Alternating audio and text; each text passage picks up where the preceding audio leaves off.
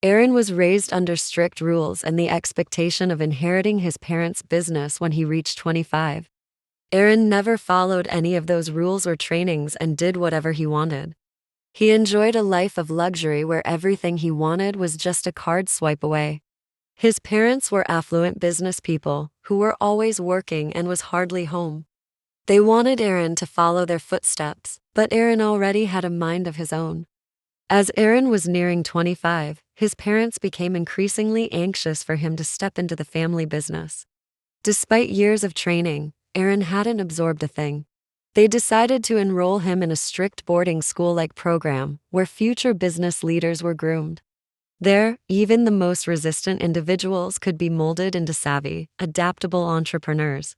Aaron didn't protest against it when he was told. He knew his parents had already made up their minds and there was no changing it.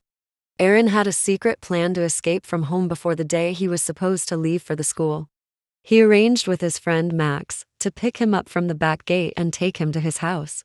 His parents didn't suspect him and his packed luggage and thought he was just eager to leave for that boarding institution. Aaron withdrew a large amount of money just in case. His parents blocked his cards and waited for Max. Their plan worked perfectly, and Aaron successfully fled from home. As they drove, Aaron realized Max wasn't heading towards his house, but rather away from the city. Aaron kept asking where they were heading to, but Max remained silent. As they got to a remote place only surrounded by trees, Max stopped the car and pointed a gun to Aaron's head to hand him all the money he had. Terrified and disappointed by his friend's betrayal, Aaron reluctantly handed over the bag of cash he had withdrawn. After taking the money, Max pushed Aaron out of the car and sped off. With only the suitcase he managed to pull along, he looked around the scary remote area, thinking of where to go. He gave up escaping from home and tried calling someone from home, maybe his parents or bodyguards, anyone he could reach. Unfortunately, there was absolutely no service and no passing cars in sight, only surrounded by trees and the probably wild animals. Swallowing hard and holding onto his suitcase, Aaron gathered courage to walk through the woods. Maybe he would find an abandoned house, where he could rest for the night because it was getting dark and there were no signs of a single human being where he was. Used to a life of luxury where everything was done for him, Aaron was quickly exhausted. After just 5 steps, fear of being eaten by a wild animal kept him going. As it was growing dark, he walked around, not knowing where he was or where he was going to. He just walked with the hope of finding a place to sleep for the night. As hunger gnawed at his stomach, he stumbled upon some berries. Quickly, he plucked some and ate them while continuing to walk. Suddenly feeling dizzy, Aaron thought he saw a figure ahead before collapsing to the floor. When he regained consciousness, he found himself inside a wooden cabin, face to face with the same man he had glimpsed before passing out. Half awake, Aaron murmured, "Am I in heaven?" while pressing the man's biceps. Suddenly snapping to his senses, he quickly got up and anxiously asked if the man had kidnapped him. The man, Romeo, replied, "Is this how you thank your savior? You would have been dead if I hadn't found you. Even babies know those berries are poisonous." Just then Aaron's stomach growled loudly. He held his stomach and sheepishly asked, "Can I get something to eat first?" With a heavy sigh, Romeo led him to the kitchen, where he had prepared rice with fish soup. The moment Aaron saw the food, he said, "I'm sorry, but I only eat toast and coffee for breakfast. I don't really like fish." Romeo responded bluntly, "Do you have a choice?" Aaron's stomach growled even louder, making him to reluctantly sit down and eat.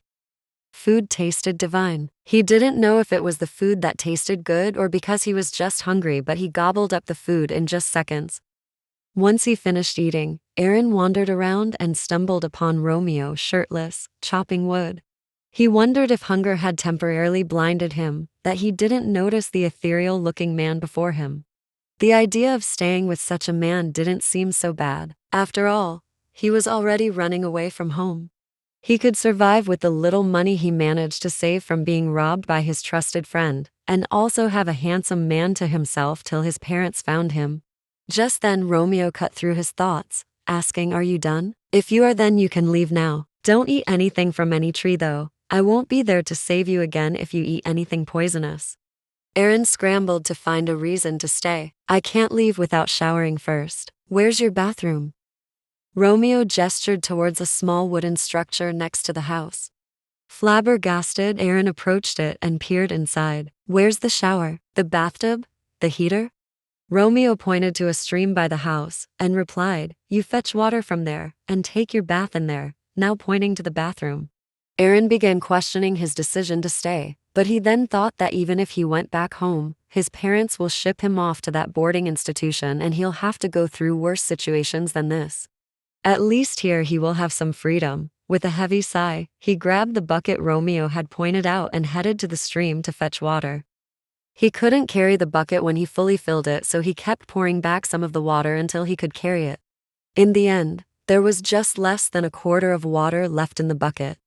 Aaron proudly carried the bucket of water, as he had never done something like this on his entire life. When Romeo stopped him, Are you going to bathe an ant with that little water? Romeo questioned.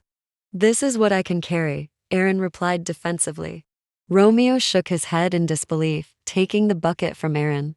He filled it and carried it to the bathroom. Aaron watched in awe as Romeo effortlessly carried that bucket of water.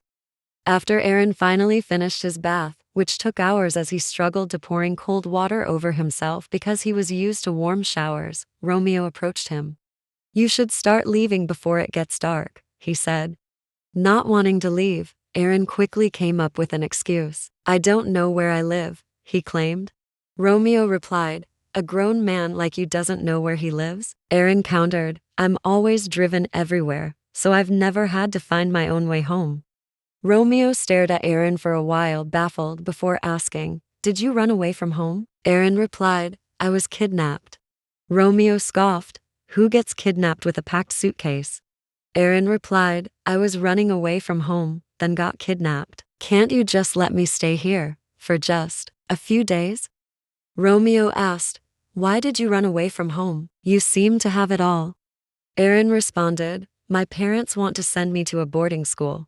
Romeo cut in, Are you a high schooler? Aaron shook his head vigorously, No, I've already finished college. It's a place where wealthy families send their kids to be groomed strictly for taking over the family business. I don't want to take over my parents' business. Romeo then asked, Do you have any other thing you want to do then? Aaron shook his head, admitting, I never really thought about it. Romeo pressed on, So you want to spend the rest of your life living with your parents and spending their money without working? Aaron quickly defended himself. It's not that. I just don't want to live the same life as my parents, always working, no time for myself or my family. Romeo replied, Well, as long as you live with them and rely on their money, you have to do what they say. I'll allow you to stay for a few days, but that's it. You are leaving after that, and I won't take any excuses. Aaron smiled happily, thanking him, then realized he hadn't even asked for Romeo's name. What's your name? He asked. Romeo replied, You don't even know my name, and you want to live with me? Aaron answered, Well, you are attractive. I mean, you seem like a nice, harmless person. They exchanged names, and Romeo headed to the kitchen to prepare dinner. He cooked something Aaron would feel comfortable eating, and after they both finished eating, Romeo took out a book, busily writing something while Aaron searched for an internet connection on his phone. Romeo silently laughed, knowing there was no internet where they were. Eventually, Aaron, exhausted from his futile search, decided to play games on his phone. When it came time to sleep, Romeo retrieved a blanket from a cupboard and spread it on the floor. Aaron protested, You don't have to sleep on the floor. We can share the bed. Romeo replied, Who said I'm sleeping on the floor? Did you think I was going to give up my bed for you? I laid the blanket for you. The floor is all yours. Crying inside, Aaron accepted, sleeping on the floor. He tossed and turned, while Romeo slept soundly. His whole life he only slept on luxurious beds, and now he was sleeping on the floor, with just a cheap-looking blanket. He sprung up and shouted silently when he saw an insect crawling beside him. He couldn't sleep on the floor. Slowly and silently, he slipped into the bed beside Romeo, making sure not to wake him up. Romeo was awake the entire time, seeing Aaron struggling the entire time and stealthily laying in the bed. With his eyes closed, he formed a light smile at the corner of his lips and slept. Aaron also surprisingly felt comfortable in that little bed and quickly drifted off to sleep. The next morning, Aaron awoke to find himself covered with a blanket. He vaguely remembered freezing cold in the night, but suddenly felt warm. Romeo must have covered him. He headed to the bathroom and was surprised to find a bucket of water waiting for him. He went to Romeo and asked if he fetched the water for him. Romeo replied, "Am I living here with anyone else?" Aaron noticed Romeo dressing up and asked if he was going out. Romeo explained that he was just going to the nearby market to pick up some things. Aaron, astonished, exclaimed, "There's a market nearby? I thought you were the only human living in this forest." Romeo replied, "This place is a village, not a forest, and there are other humans living around. I just chose this remote place because it's peaceful and quiet." Aaron nodded. "Ooh, can I come with you to the market?" Romeo remarked, "You haven't even taken your bath yet." Aaron immediately said, "I'll be quick," and dashed off to get ready. When he finished, Romeo scanned him from top to down. Aaron was dressed in expensive designers from head to toe. Romeo asked, "Are you following me to the market dressed like that?" Aaron glanced down at himself and replied, "Why, is it inappropriate?" Romeo remarked, "You might as well just paste on your forehead, 'I am rich, please rob me.' There are so many robbers around, and they are going to make you their next target once they see you in these expensive clothes. I don't want anyone breaking into my house. Please change into something else if you're coming with me." Aaron replied, "All my clothes look like this. I don't have anything else to wear." Romeo sighed and brought out one of his own clothes for Aaron to wear. Aaron looked tiny in Romeo's clothes. The clothes were bigger than Aaron, but it smelled nice and felt comfortable. Seeing Aaron, Romeo remarked, "Cute," before urging them to leave. Aaron followed Romeo, trying to hold in a smile just because Romeo called him cute. The marketplace was busy and bustling with lots of people. Aaron didn't expect to see so many people there. He kept bumping into people and grew scared that he might lose sight of Romeo and get lost. He quickly took Romeo's hand, holding on tight to it. Romeo took Aaron's hand with his other hand, moving him to his other side with less people and not letting go of his hand. Romeo purchased some snacks from a nearby food stall for Aaron, who hadn't eaten anything yet. After returning home from the market, Romeo began chopping wood. Feeling like a freeloader, Aaron wanted to contribute and offered to help with chopping the wood. Romeo eyed him skeptically and asked, "Can you do it?" Aaron confidently asserted that he could, but when Romeo handed him the axe, he struggled to even lift it. Romeo quipped, "Are you made of silicone?" before taking the axe back from Aaron, asking him to step aside. Aaron stepped aside, looking dejected. Noticing, Romeo tried to comfort him, saying, "Some things aren't meant for everyone. You can watch me for now, and maybe one day you'll be able to do it too." Aaron remarked, "Is that supposed to make me feel better?" Romeo asked, "Did it work?" Aaron chuckled, "No," Romeo muttered, "I should work on my motivational speaking." As Aaron watched Romeo chopping wood, he suddenly asked, "Why do you live here?" Romeo explained that he was a writer and was looking for inspiration. Aaron asked if he didn't miss his family, and Romeo replied that his family is already used to him disappearing all the time. "Why, do you miss your family and want to go back home?" Romeo asked. "No," Aaron quickly replied, "I was just curious."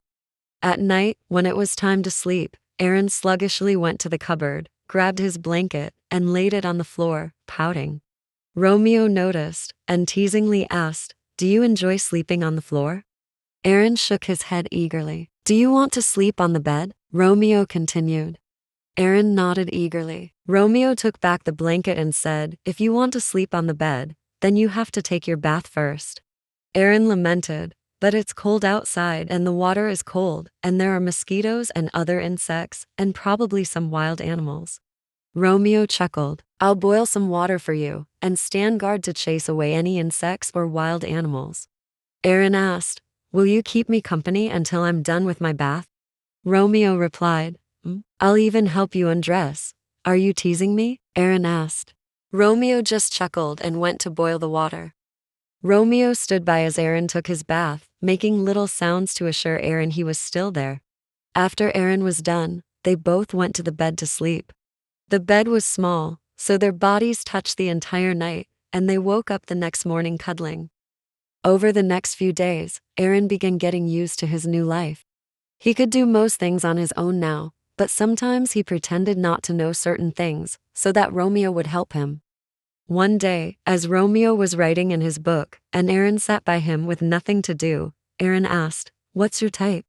Without looking up, Romeo replied, "B+." Aaron then said, "Not your blood type. I mean, what type of girls do you like?" Romeo put down his pen and looked up, moving his face close to Aaron's, so close that Aaron could feel his breath. With a smile playing at the corner of his lips, Romeo asked, "Why do you ask?"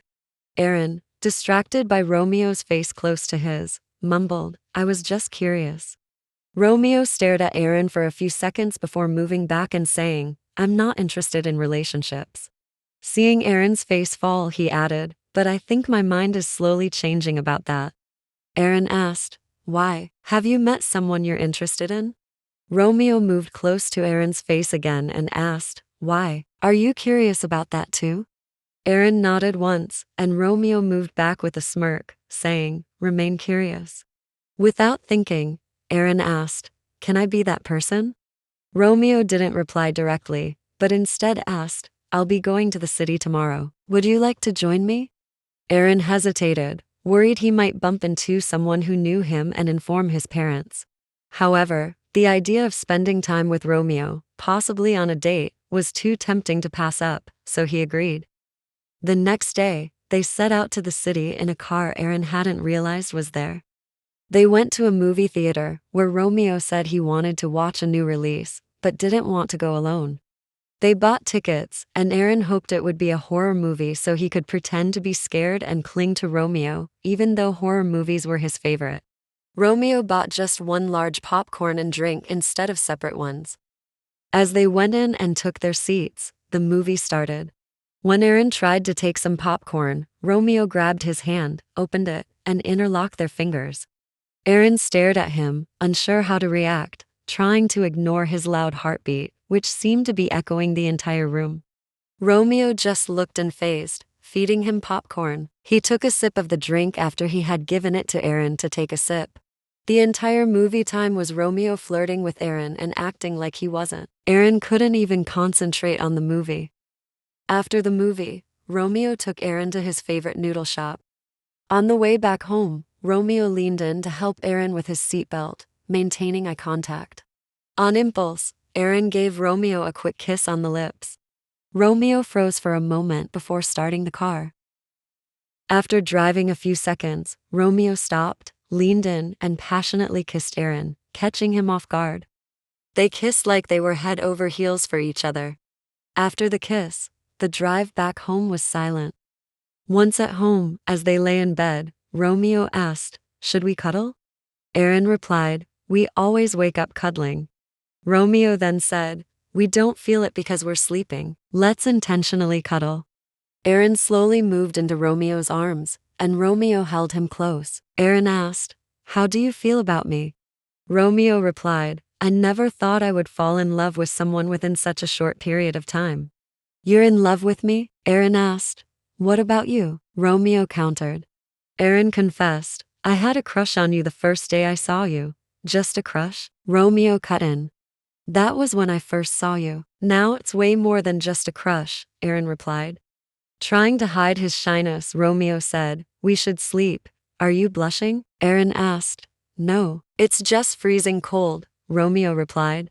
Aaron kissed Romeo's red cheeks and said goodnight. Romeo also mumbled goodnight, hiding his face in Aaron's shoulder. In the following days, the two became a couple, enjoying all the things that come with being in love. They kissed each other good morning and good night, always found ways to touch each other, did everything together, and cuddled every night. Romeo was always soft and gentle with Aaron, taking care of him like fragile glass. Aaron loved every moment of it and reciprocated in his own way. Aaron had even forgotten he had a family somewhere and had to return home. Aaron and Romeo returned from the market to find several men in black suits searching around their house. Aaron recognized some of them as his dad's bodyguards. Then he spotted his dad. He wanted to quickly retreat with Romeo, but it was too late. His dad had already seen him. The bodyguards quickly surrounded them, and Romeo was pinned down. "Let him go," Aaron demanded, annoyed. But the guards only took orders from his dad and didn't release Romeo. His dad then said, "Did you think we wouldn't find you? Is he the one who kidnapped you?" "He didn't kidnap me," Aaron quickly replied. "I was staying here willingly. He even saved my life. I would have been dead if he hadn't found me. You should be thanking him." "I don't care about all that," his dad responded. "I only believe what I see, and what I see here looks like kidnapping. I should be calling the police." He took out his phone, and Aaron quickly stopped him, saying, "I'll do what you want. Just let him go." His dad then said, "I want you to come with me, cut ties with him, and obediently get the training you need to take over the business." Aaron asked, "If I do that, you will leave him alone and never disturb him?" His dad replied, "Have I ever gone against my word? Okay, I'll listen to you, but can you just give me a day? Just today to wrap things up?" Aaron requested. His dad signaled his guards to let Romeo go. Turning to Aaron, he said, "I trust you'll make the right decision. I'll send your driver to pick you up tomorrow." Then he left with his guards. Aaron quickly ran to Romeo, tears filling his eyes, and hugged him tightly. "Are you okay?" Romeo gently pulled away from the hug, saying, "I'm okay. Your dad looks so scary. I kind of get why you ran away from home. I don't want to leave, but if I don't, my dad will put you in jail for kidnapping. I don't want anything bad to happen to you because of me," Aaron said. Romeo cupped Aaron's face, smiling lightly. "Nothing will happen to me. We'll meet again sooner than you think." "I know you're only saying that to make me feel better," Aaron replied, tears streaming down his cheeks. Romeo wiped the tears away and said, "You weren't going to stay here forever, were you? You have to go back to your life and fight for what you want, not always what your parents want." Aaron started crying even more, and Romeo hugged him, patting his hair gently. At night, Romeo was lying in bed while Aaron sat up. Romeo sat up and asked, "Won't you sleep?" "How can I sleep when I know I might never see you again?" Aaron replied. "So what do you want to do?" Romeo asked. "Should we make out?" Aaron suggested. Romeo smirked. "Should we bet that you'll fall asleep?" "I won't sleep," Aaron insisted, then pulled Romeo into a kiss. 30 seconds into the kiss, Aaron fell asleep on the bed. Romeo kissed his forehead and covered him with a blanket, watching him with a smile. The next day, Aaron left before Romeo woke up. He didn't want Romeo to see him leave, thinking it must be hard for him to act like he was okay. He returned to his old life. When he got back, he heard that Max had been arrested. Of course, no one could escape from his dad. Aaron obeyed everything his parents asked him to do. He went to the training school and followed every rule, but he was unhappy the entire time and couldn't stop thinking about Romeo. One day, as Aaron sat in class dejectedly, a literature teacher was introduced. Aaron looked up and saw Romeo standing at the front of the class. His eyes brightened with shock and excitement, and he wanted to run into Romeo's arms immediately but restrained himself in front of the other students. The moment the class ended, Aaron anxiously waited for everyone to leave. As soon as the room was empty, he ran to Romeo and threw himself into his arms, wailing. "Why are you crying?" Romeo asked, chuckling. "I thought I'd never see you again," Aaron replied. "I told you we'd see each other again sooner than you think," Romeo said, smiling. "I missed you," Aaron said, tightening his arms around Romeo. "I missed you too," Romeo replied, resting his cheek on Aaron's head. Aaron learned that Romeo's family was also affluent, even more so than his own. Aaron's parents had always wanted to do business with them but had been repeatedly rejected. When Aaron's parents learned who Romeo was, they apologized for not recognizing him earlier and urged him to convince his parents to accept their business offer. Romeo struck a deal with them. If he convinced his parents, Aaron would be free to choose his own path without his parents making decisions for him. Aaron's parents instantly agreed. Aaron decided to take over the family business, but promised himself he would never let work consume him. He will always make time for himself and his loved ones, especially Romeo.